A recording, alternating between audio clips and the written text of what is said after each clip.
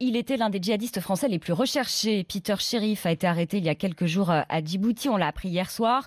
Il devrait être rapidement extradé.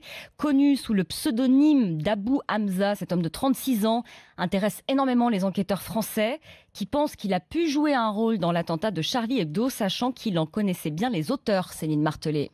Il a fréquenté Saïd et Chérif Kouachi à la fin des années 90. Ils font partie d'un même groupe de jeunes radicalisés qui s'entraînent dans le parc des Buttes-Chaumont à Paris. Peter Sherif a beaucoup d'influence sur les autres. En 2004, il n'a que 22 ans quand il part combattre en Irak. Arrêté par les Américains, il s'échappe d'une prison près de Mossoul. Arrêté à nouveau, il est incarcéré en France pendant 15 mois et remis en liberté en janvier 2011, au dernier jour de son procès à Paris.